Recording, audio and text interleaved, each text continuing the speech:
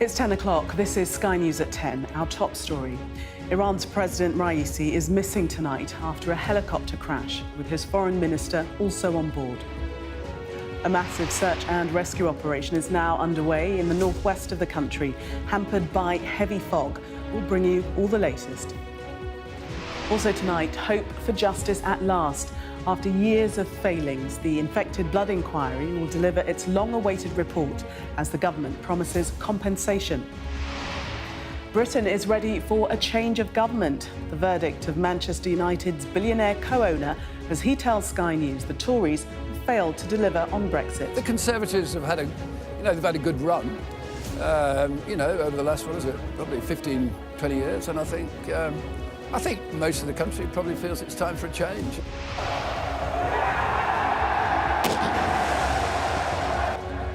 Plus, Manchester City make history, winning a record-breaking fourth Premier League title in a row. And we'll take a first look at tomorrow's front pages in our press preview from 10:30.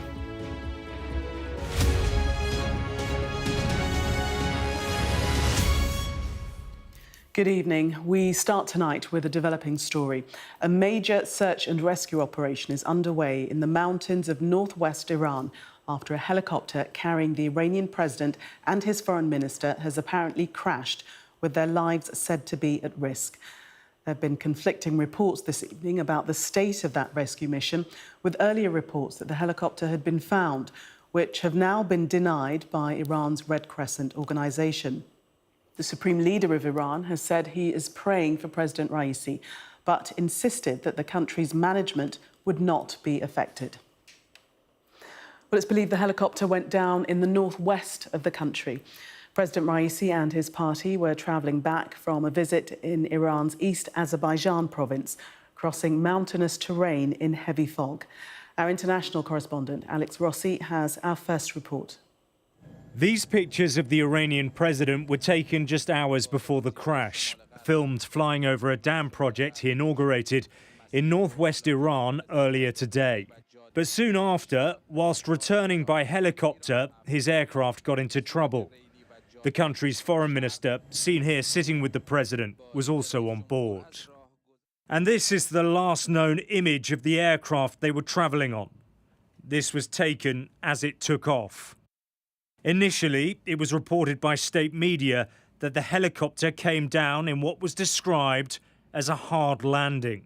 The language was later changed to crash. It's not clear what happened, but adverse weather has initially been blamed.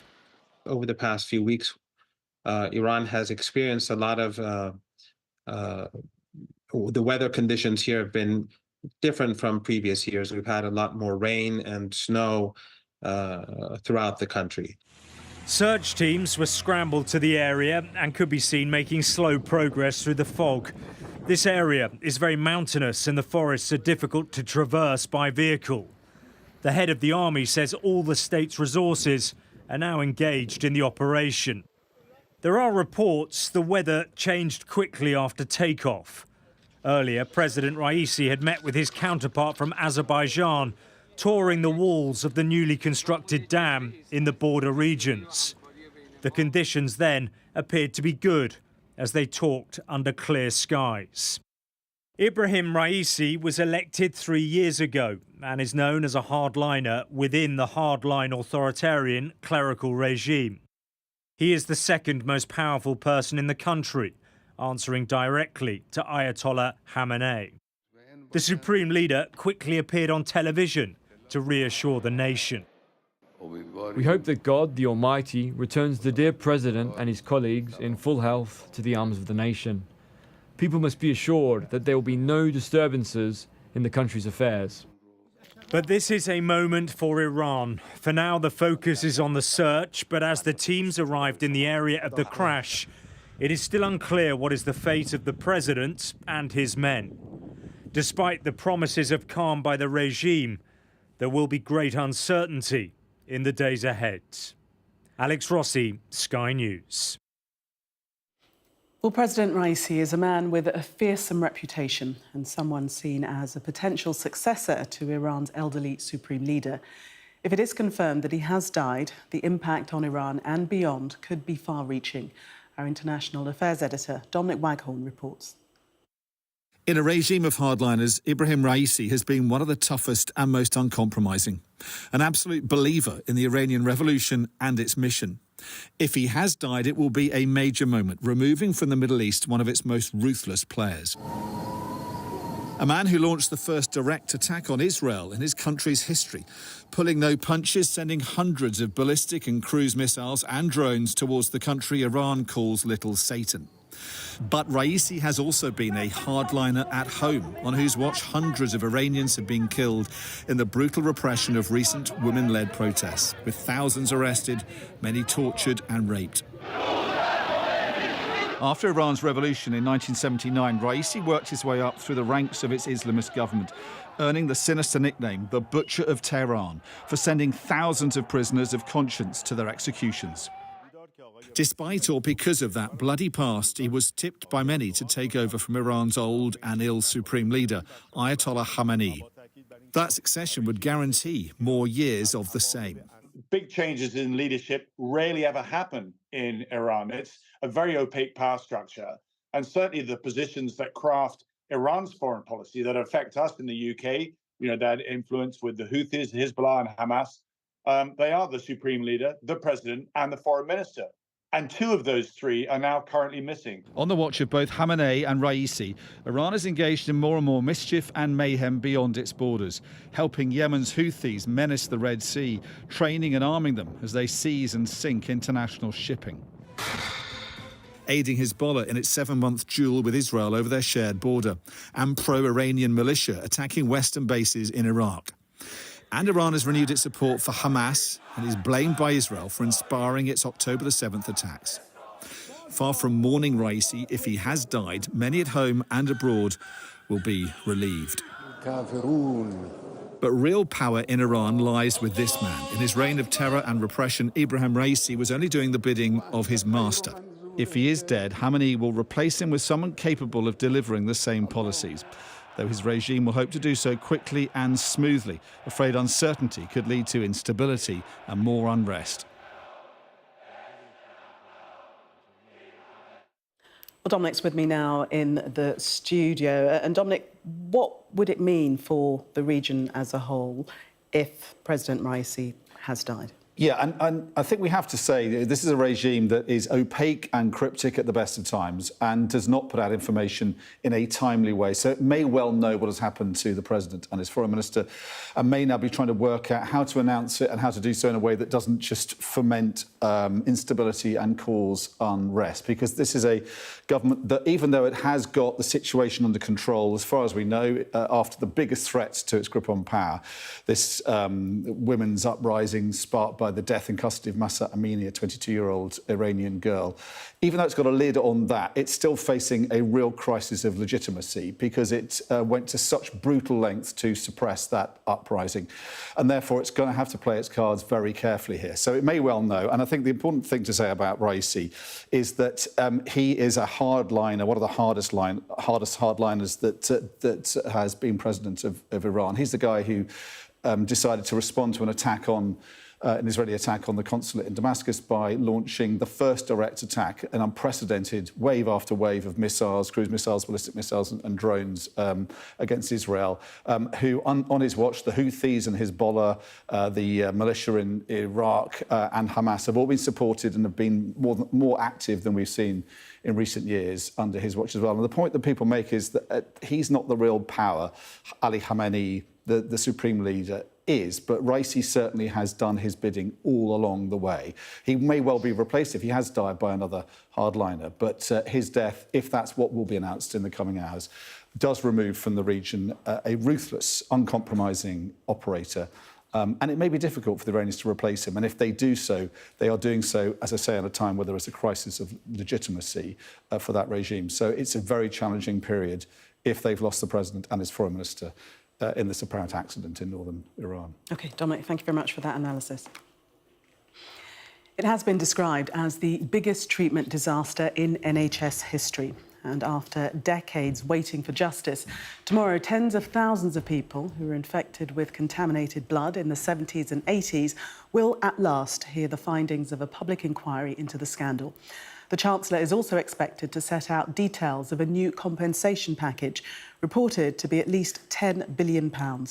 In just a moment, we'll be joined by our health correspondent to discuss what we can expect from tomorrow's report. But first, our national correspondent, Tom Parmenter, has been speaking to victims and their families who've been holding a vigil in Westminster this evening. Today and tomorrow is all about you. Love you. Peter is always with them at every stage of this long, gruelling fight. And now, the infected blood scandal is approaching its day of reckoning. Peter was their brother. He died in 2008. The way I feel is that I don't think my brother can rest until we all rest.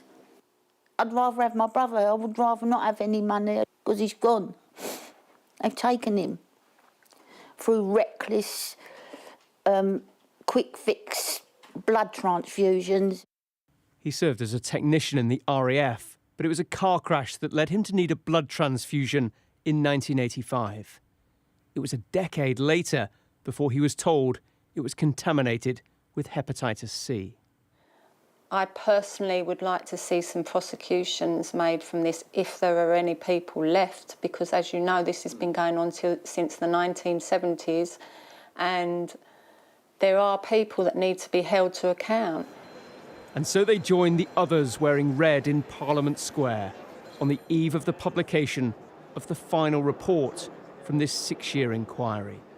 It feels like there's acknowledgement and recognition now, and we've come to a point where it's kind of the beginning of the end.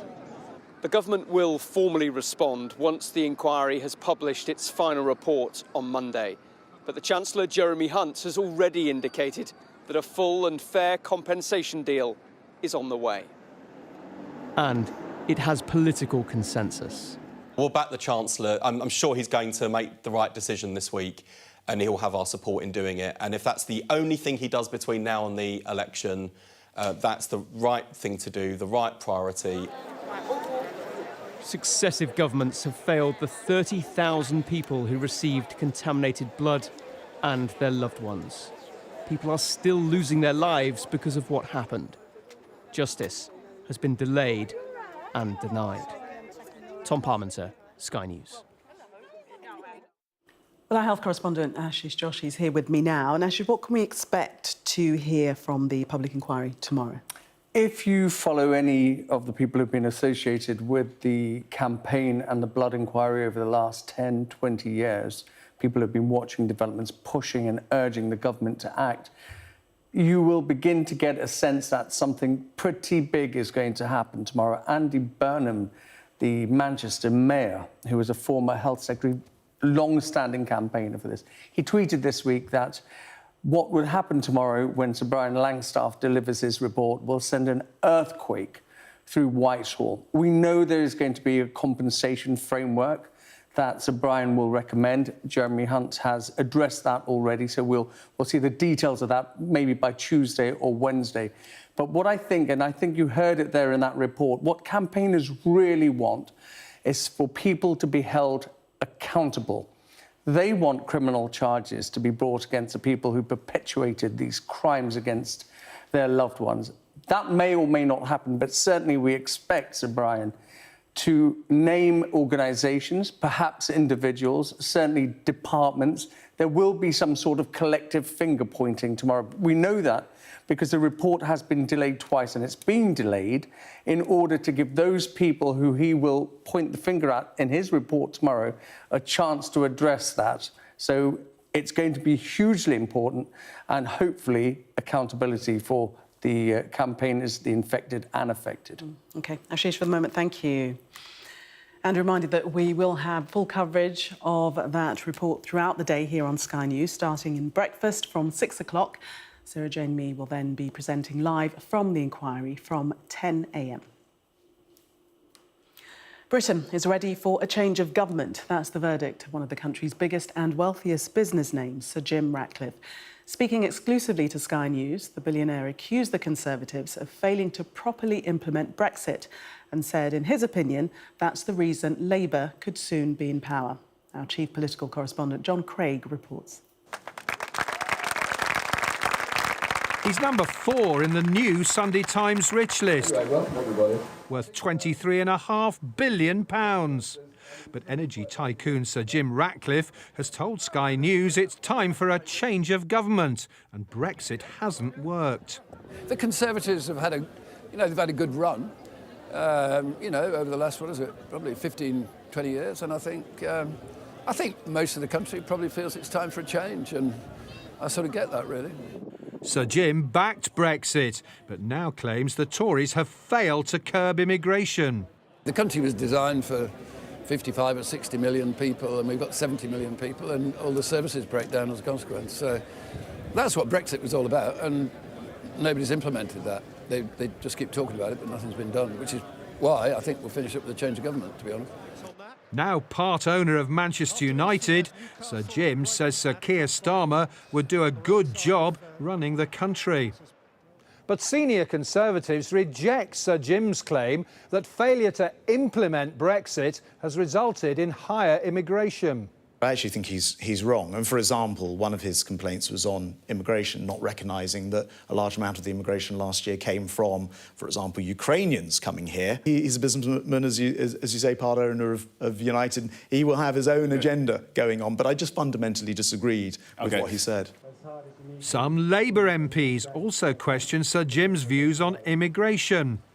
A man who lives in Monaco and so doesn't pay as much tax as he would if he were here full-time complains there aren't enough public services and blames immigrants. Interesting, observed the Labour MP Stella Creasy.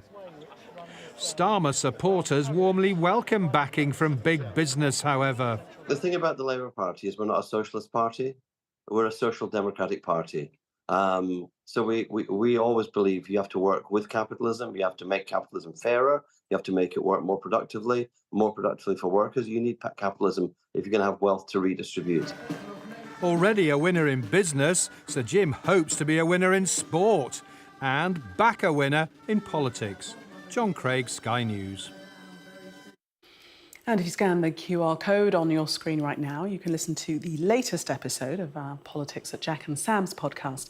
This week, our Deputy Political Editor, Sam Coates, and Politico's UK Editor, Jack Blanchard, look ahead to this week's inflation figures, as Rishi Sunak will have his fingers crossed they hit the Bank of England's 2% target. You can follow Politics at Jack and Sam's wherever you get your podcasts from. There have been celebrations at the Etihad this evening as Manchester City won an historic 4th Premier League title in a row, beating West Ham 3-1 on the final day of the season. Pep Guardiola's team are now the first side to win 4 successive top-flight titles in the history of England's top division. Sky sports correspondent Rob Harris was there. This is English football history. Manchester City, champions of the land, 4 in a row. They're used to this now, but still setting new standards for supremacy. Never before has a Premier League team done this. 4 titles in a row for Manchester City. Making history. On a final day when Arsenal couldn't overcome the weight of history. A 20-year drought, and the wait goes on. Their only hope was City losing to West Ham. Hopes dashed inside 80 seconds by Phil Foden. Phil Foden! Oh, wow! And a sweet second showing why he's player of the season. Knocking City off the summit seemed even harder after this. Everton in front at Arsenal, even equalising not enough though. Then came a glimmer of hope at the Etihad. City's lead halved spectacularly by West Ham. But just leading was enough for Pep Guardiola's side. And the 2-goal cushion was restored after an hour. No wonder Arsenal didn't celebrate their winner. The partying was all in Manchester. A 3-1 win over West Ham. The trophy City's to keep for another year at least. I think now we've put ourselves in the history books. No team's ever done it, and yeah, just you see what it means to the fans and it means to us. No one has done it. Why not? But always we for experience in these years when we think about the title is when you arrive 2 months left. So in November, December is not a good wait because it's so far away. The scale of this success was once unimaginable for these fans. Not even their great rivals across Manchester at United achieved 4 titles in a row under Sir Alex Ferguson. This has been formidable from City. They dismissed the detractors. And you wouldn't count on a 5th in a row in a year. Now it's on to Wembley, hoping this season ends with a double by winning the Manchester Derby FA Cup final. Rob Harris, Sky News, Manchester. Sean Diddy Coombs has admitted he beat his ex-girlfriend and has issued a video apology saying his actions were inexcusable and said he was truly sorry.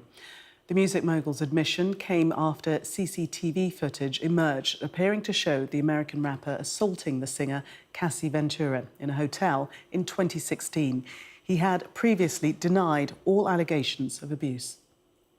My behavior on that video is inexcusable. I take full responsibility for my actions in that video. I'm disgusted. I was disgusted then when I did it. I'm disgusted now. But I'm committed to be a better man each and every day. I'm not asking for forgiveness.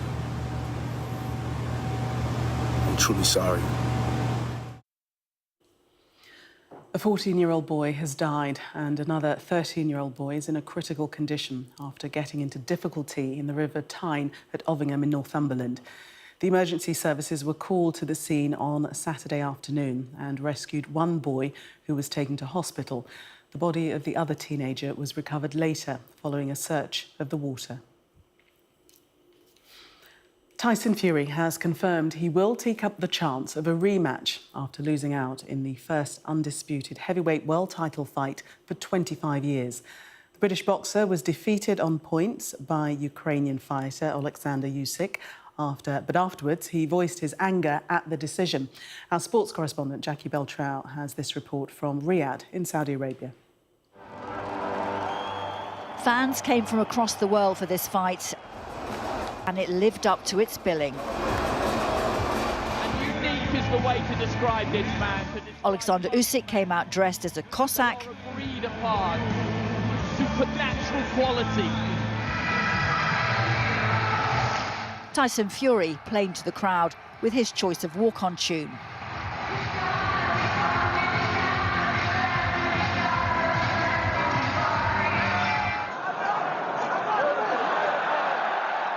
Usyk was quicker from the start, ignoring Fury's taunting to land a big left at the end of round 1. Usyk looked comfortable until Fury warmed up and started to land some impressive body shots. Usyk found something extra and came back at Fury in the spectacular 9th round. Fury almost out on his feet. The referee could have ended the fight.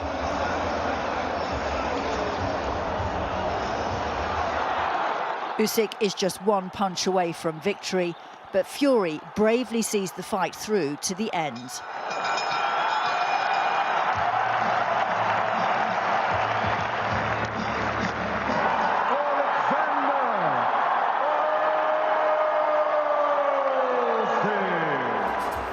So 37-year-old Usyk beats the bigger man and proves once again why he's the most talented boxer of his generation. The former undisputed cruiserweight champion of the world is now the undisputed heavyweight champion of the world.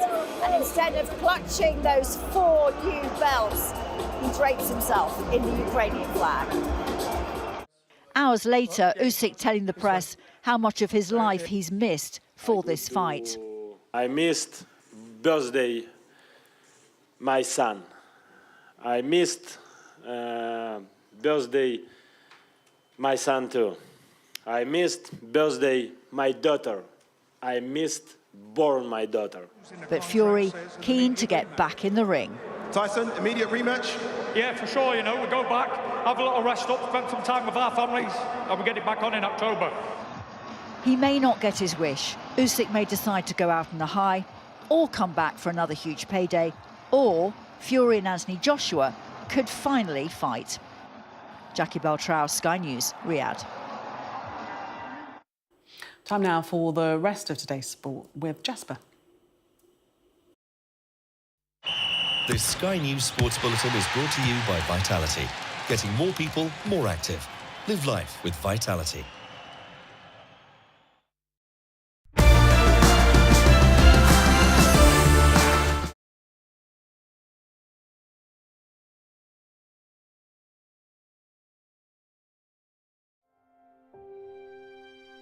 I just felt lost. I was thinking, where's life going now? Where's it going to take you to? Play for as long as you enjoy it. If you don't enjoy it, walk away from it. There's no point in doing something that you hate. Can you remember the first time you ever thought about retirement or just what you would do after your football career? I left Liverpool in time for Blackburn, and I remember being on a bus with Jason Roberts, who was our striker, and Jason must have been around about 30 at the time. And he was talking about retiring at that point, and I was thinking, why are you talking about this? And I remember him saying, people need to be more aware of retiring in football and understanding that when you retire, the paychecks no longer come in. The day-to-day life of turning up to football, being in an environment where you're training, keeping fit, you're in a team environment, you're around people. He went, one day that's all going to go. And I just sort of laughed it off, but he was already thinking that way. He was already planning. And I remember thinking nothing of it at the time. And then when I hit around about 32, 33, I thought to myself, I need to think about what I'm going to do here. I felt like I was getting frustrated with football because I'd played in the Premier League and then you slowly start to drop down and it becomes difficult. That might sound a bit elitist or snobby in some way. I just lost the buzz for it. I felt like I was not playing the way I wanted to. I wasn't probably dieting the way I should and probably being as focused as I was because I couldn't get to the top again. And I felt down and it depressed me. And it's not until now I look back and go, God, I was like massively depressed for years off the back of it. I retired at, 35? I probably retired 31. Like mentally? Yeah. And so what were those years like day to day? Because you said you were depressed. What was the day to day of that like when you're trying to still play? Just difficult, almost like a sense of feeling sorry for yourself. And like getting up out of bed every morning's a slog because you're thinking, do I really want to do this anymore? Is it what I really want? There was just so much going on off the pitch as well. I'd had a whack off my financial advisor, ill-advised, and that was always in the back of my mind. I remember getting a phone call saying like something had happened financially and I'd lost a load of money. I didn't sleep properly for 6 years off the back of that. So I'm going now into training every day, probably on 3 hours sleep. Head touches the pillow and constantly thinking, how do I get out of this? Do you think if that hadn't have happened, you would have retired earlier because you wouldn't have been chasing the money? Quite possibly, yeah. And what does that do to you to play while kind of chasing money?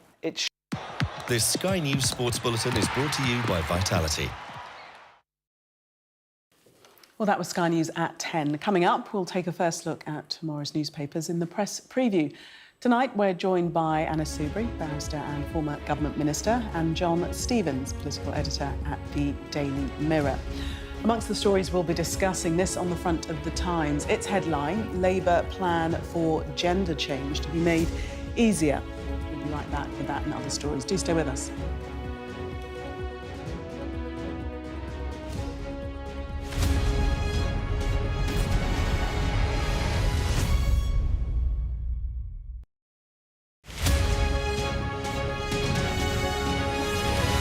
Yeah, so what Ripple enables people to do is we enable thousands of people to come together and collectively own large wind farms and solar parks. So instead of having to have rooftop solar on your home, you can own a tiny credit card slice of a big wind turbine and get your power through that via the grid. We enable thousands of people to come together and collectively own large wind farms and solar parks. So instead of having to have rooftop solar on your home, you can own a tiny credit card slice of a big wind turbine and get your power through that via the grid. So people really want to act on climate change and be part of a real solution. So if you own a bit of a wind turbine, you can see it, you can touch it, you know you're having a real, genuine impact on climate change, not just this year, but for the next 25 or 30 years. So people really want to be part of this change. And these are fantastic things to own because they enable you to reduce your carbon emissions for the long term. So we've seen that, we need to have more capital into the industry, and by enabling consumers to own these assets, this project, Kirkhill, was it raised £13 million from those consumers to build it. So yeah, consumers can be a fantastic source of capital to grow this industry. We need loads more turbines in the UK, both onshore and offshore. We think it can really change the game in terms of local consenting, because if people can see that they can own this wind farm that's being proposed near them, it means that they've got a real genuine stake in it. It's going to reduce their electricity bills, and it's going to enable them to reduce their carbon impact as well. So we think it can really help change the whole debate in terms of local consenting. We aim to be the best and most trusted place for news. Greg Milam, Sky News, Manchester.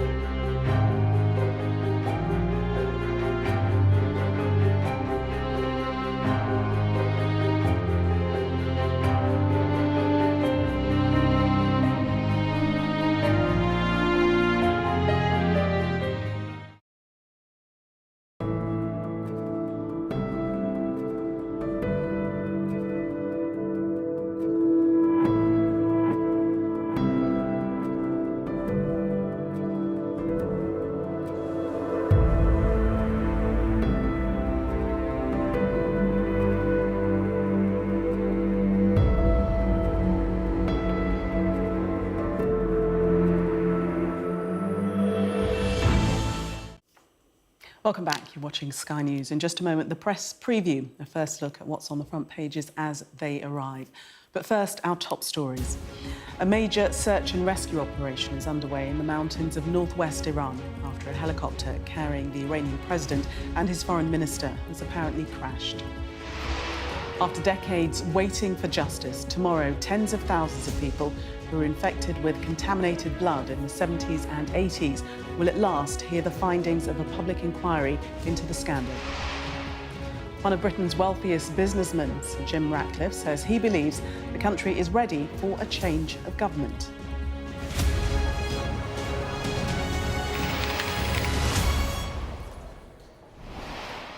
You are watching the press preview, a first look at what's on the front pages as they arrive. In the next half hour, we'll see what's making the headlines with barrister and former government minister Anna Soubry and John Stevens, political editor at the Daily Mirror.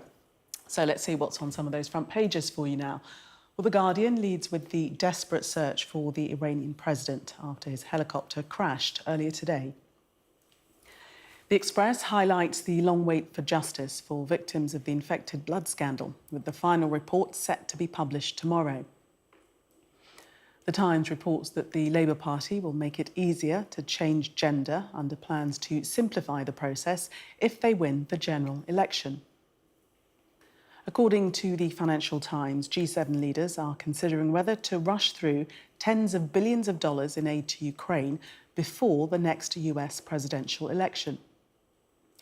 The Metro reports on star chef Heston Blumenthal revealing that he's been diagnosed as bipolar. The Daily Star forecasts that we could see the hottest May in 150 years later this week. My director's laughing in disbelief. A reminder that by scanning the QR code you'll see on screen during the programme, you can check out the front pages of tomorrow's newspapers while you watch us. And we are joined tonight by Anna Soubry and John Stevens. Welcome to both of you. Let's start with our breaking news story and developing story that we've been running throughout the evening. And this is the case of the Iranian president feared dead after a helicopter crash earlier today, Anna. Yes. And, I mean, we don't actually know that he is dead. I mean, no. The reports are still coming in. But what we do know, and it's there in The Guardian and a number of other papers cover it, is that is the report. The report is there's been this helicopter crash. The weather conditions, we could see from your pictures, look very murky, grim, not very good weather at all. And we'll wait to find out whether or not he actually is dead. And then, of course, the implications of that, what it will mean for Iran. We're just showing the latest pictures of that search. We're told that the weather is extremely bad, visibility just down to a couple of metres, extremely foggy, and obviously this search and rescue ongoing in these very difficult conditions now, John.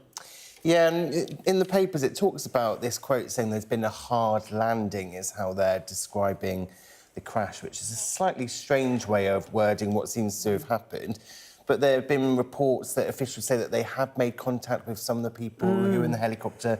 So there is a possibility there were some survivors. But then those reports had been denied. It's quite a confusing picture because there has been information released and then that being countered. And you're absolutely right. Initially, it was described as a hard landing and then they did actually use the word crash. So it's quite a murky picture. It's a murky picture, but as Anna says, we do know one thing. You look at those pictures, the weather was absolutely atrocious. You wouldn't want to be You're in a flying helicopter in the mountainous area.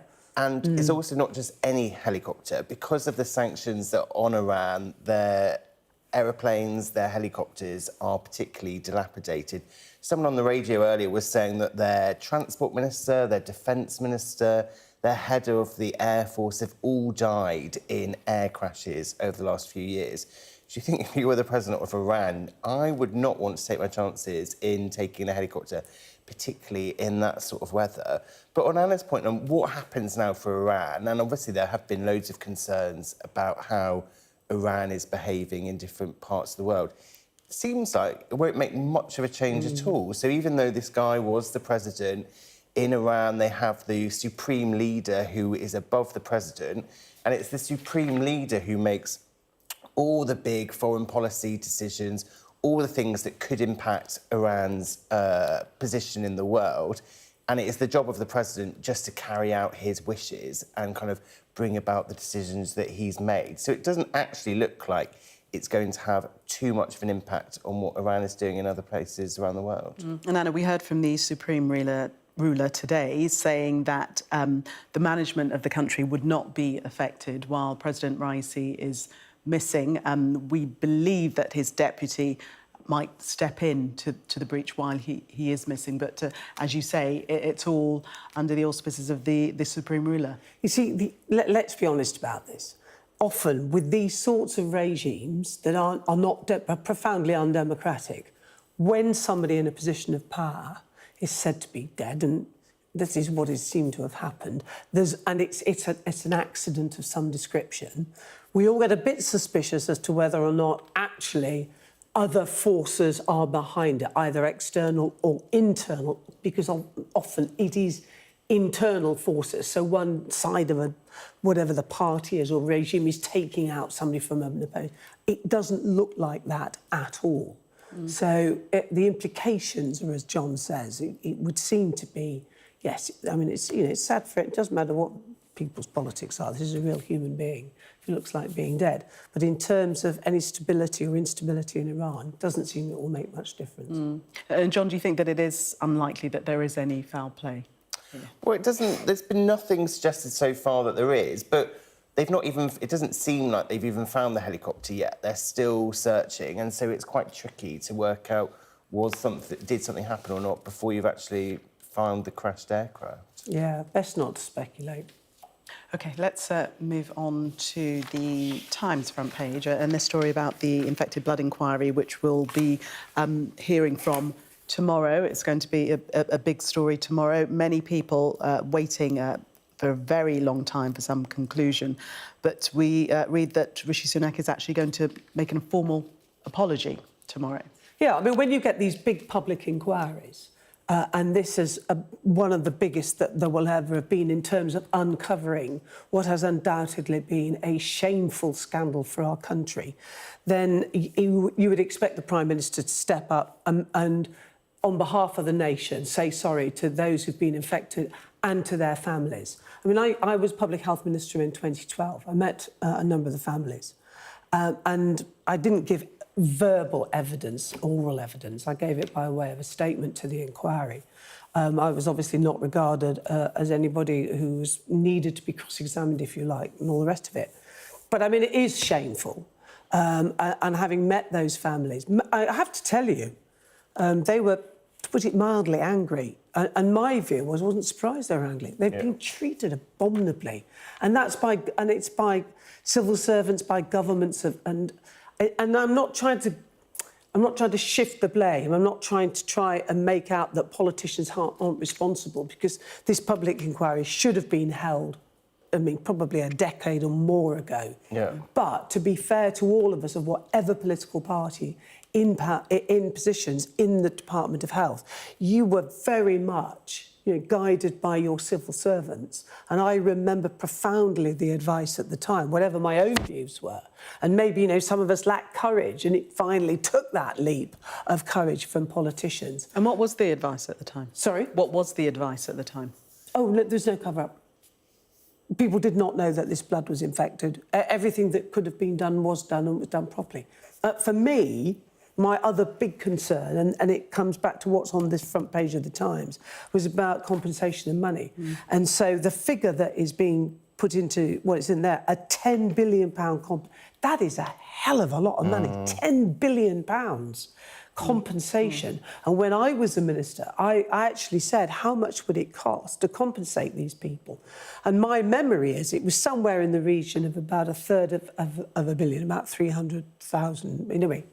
Million. Anyway, in any event, my view is to pay them the money. Because the way, it's not just the cover-up, it's not just the denials, it's also the fact that the survivors and their families have been treated abominably by these so-called compensation schemes. And my predecessor, Anne Milton, valiantly tried to do the right thing. And it was like at every twist and turn, people would just be more and more humiliated.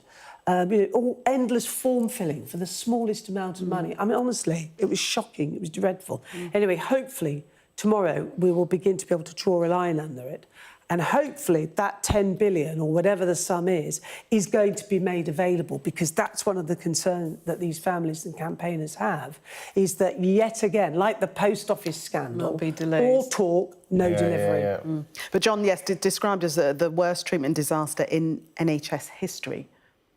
Yeah, and these victims, they've got the right to answers about what happened and why it happened, and obviously they've been waiting for such a long time. And this isn't just something that happened a few times by mistake and then it was just a few people who were affected. This happened over the course of around 30 years. There were tens of thousands of people who were given this blood that was infected. And clearly tomorrow is going to be a big moment when they do finally, hopefully, get answers to some of those questions. As Anna says, Rishi Sunak will stand up in the Commons at some point in the afternoon and make an apology. But there is the big question of when is this compensation going to come to people? So all the indications over the weekend have been that the government are very much going to pay compensation. Jeremy Hunt did an interview in the Sunday Times when he was talking about how he'd been particularly moved by the case of one of his constituents who'd since died, and he was saying that he had made a promise to him that he was going to fix it and that they now are going to be able to do that. So the government has basically they haven't said we're going to pay the compensation, but they've clearly indicated they are going to. But the point that's raised in the Times here is there are concerns from the victims and their families that it will take months for the scheme to be set up. And the worrying thing here, or the shocking thing, is this fact that there's estimated that there is a death linked to this scandal every 4 days. So every day or every 4 days that this is delayed anymore, then more people will be dying without getting proper compensation. And so there really is now real impetus on the government to get on with this and actually get on with paying these people the money that they rightly deserve. And do you feel, Anna, that the government are prepared to do that? You know, we've got quotes from people like Grant Shapps saying that the families affected have been let down for too long. Well, it's all the right words, but we've heard these words in relation, as I said, to the post office scandal, just by way of example. And we've heard it about people... I can't remember the name of the boat now. The huge scandal about people being sent back to the West. The Windrush. The Windrush scandal. And again, people who've been promised money still waiting and then offered a pittance. And so these are genuine concerns because that's what history tells us. So, you know, it is concerning. And because they say there's a 5-week consultation period to devise a tariff system for payments. I mean, it has all that smell of more delay. And I mean, my view has always been you know, there are barristers who know how to determine damages, what we call quantum. Get people in, look at it in that same test. Just give them the money. And the other give them the money. The other thing that's on the front page of The Guardian, it says that it's possible the inquiry might call for those people responsible to face prosecution. Yeah, what's that about? Do you think that will actually happen, though? I don't know, because I don't know where those people might be. I mean, are we talking about... I mean, so much time has elapsed, it's and the time has elapsed, and it must be people who have either administrated it in some way within the scheme to say, actually, we know there's a bit of a problem with some of the... I mean, I just don't know who those people are, but this it looks like this inquiry has got absolutely to the heart of this scandal. We shall see tomorrow and hear from the inquiry. We've, of course, been covering that throughout the day. John and Anna, for the moment, thank you. We're going to take a break. Coming up, amongst the stories we'll be discussing the news on the front of tomorrow's Metro from top chef Heston Blumenthal, who's revealed that he has bipolar disorder. So stay with us for more.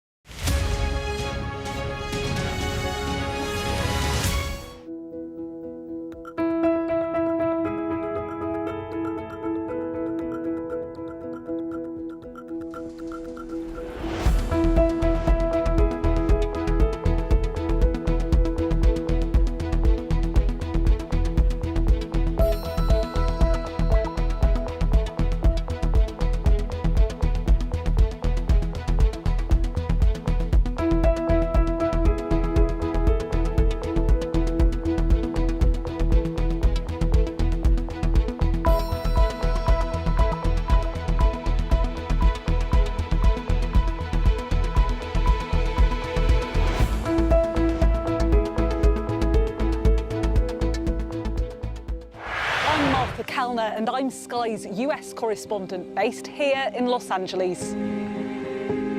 It's turning everybody into, you know, a crazy, violent drug addict. How are you feeling? I am angry. Legal abortion! It is an anti-woman agenda. 2 women say that you paid for their abortions. Are you a hypocrite, sir? Will your candidates win? I hope so. I think they will. I think they're great candidates. I gotta be realistic. My sister's dead. More than 4 weeks on, there's no murder weapon and no suspect. Are you going to catch this killer? We are doing everything we can. Ghislaine Maxwell has pleaded not guilty to all 6 charges against her. Mum, how are you feeling today? Jeffrey said, you answer to Ghislaine, you just don't cross her. We're so excited. Severe nightmares of these people coming in and just taking me in the middle of the night. I've watched as whole towns were torn apart by natural disaster. I'm alive and I'm thankful for that, but there are a lot of people who aren't. It's not the winds people fear most here, it's the water. We take you to the heart of the stories which shape our world. Do you truly believe what you're saying? A lot of cases that I know are reported from Ukrainian missiles themselves. Ambassador, with respect, I think that's preposterous.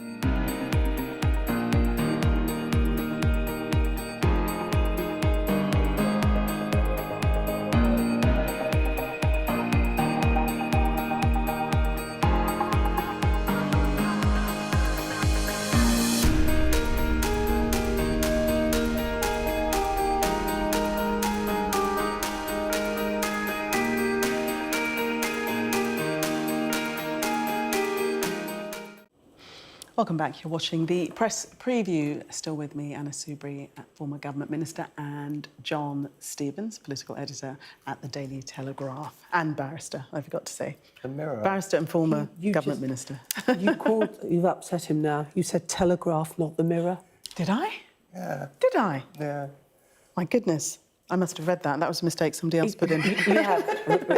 Actually, we haven't got the Mirror in. Actually, maybe make a phone call and get them to send it in. It's on my phone. OK, but we're going to start with the Metro and Heston Blumenthal, who's made us aware of the fact that he suffers with bipolar.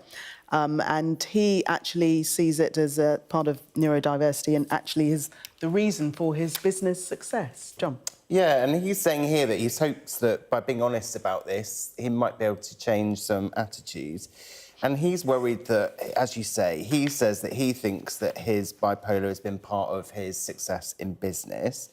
And he's saying he's concerned that there are loads of brilliant people out there, but because of the traditional ways of working, they haven't been able to kind of really fulfil their potential. They've not found their place in the world of work as they should have done. And he's saying, we need to think about this. There are loads of people out there who've got, who are neurodivergent in loads of different ways, and just thinking, is there a different mindset we could have where we try to make sure that all those people can slot in and we really do make sure that we use them properly? And he's saying that the workforce is losing out on these particular skills that these people have.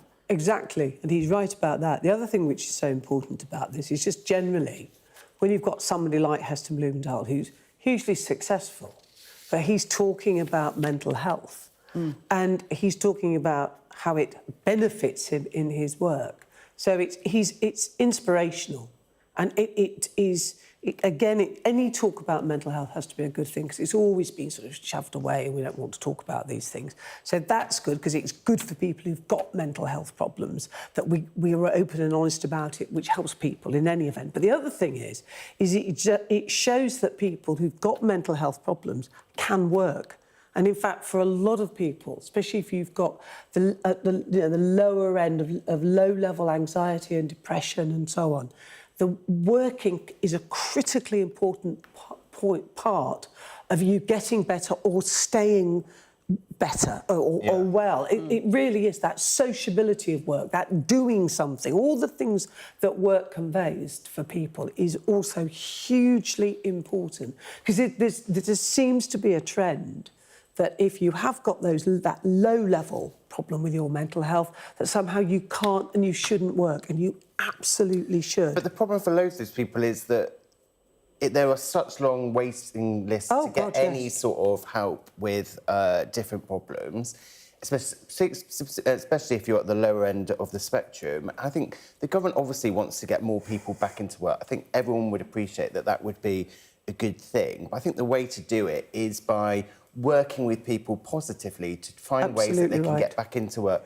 rather than this constant, we're going to threaten to take away your benefits and we're going to crack down hard on universal credit or job seekers allowance or sickness benefits. And I think that when you start kind of using the stick rather than Absolutely a carrot, right. it's just not really going to help people back to work at all. Would you say, Anna, that the government is without compassion on this? Just very quickly. I just think they don't understand. It's just easy to say, well, you know, people are, you know, basically, it's the old bad arm, a bad back, that we're somehow being used as an excuse for people not to work. And there are people with these low levels, mental health conditions, that with a bit of help and support can work. And if you sort of keep beating people down in this way, if you don't give them that help and support, they go into that awful spiral and cycle of decline. Just very quickly, just to squeeze it in, a bit of football, and you're going to lead us off on this. The headline, formidable. Formidable, absolutely. So Manchester City, I'm not a fan, if you like. I love watching them play. I love watching Arsenal. I love watching football. When it's played at this level, and this is the 4th time that the Sky Blues have won the Premier League, he's got an Pep Guardiola, fabulous squad. And today they did it. Arsenal played well. For me, the real story, you know, well done to Man City, the real story is the departure of Klopp from Liverpool. I think you're going to say something about Nottingham Forest or something. Well done. Nottingham Forest stayed up, which is brilliant. I support Notts County, you see, but there is no real rivalry. But for me, the real story was Klopp and the fabulous farewell at Anfield, which I did watch at length on the telly. So football is good, and you know, English football is absolutely, the Premier League is the best. Thank you so much. We did know which team you supported. She tells us every time. John and Anna, thank you so much for taking us through the papers. We'll see you in the 11 o'clock hour. Coming up next on Sky News, the latest on the search and rescue operation for the Iranian president.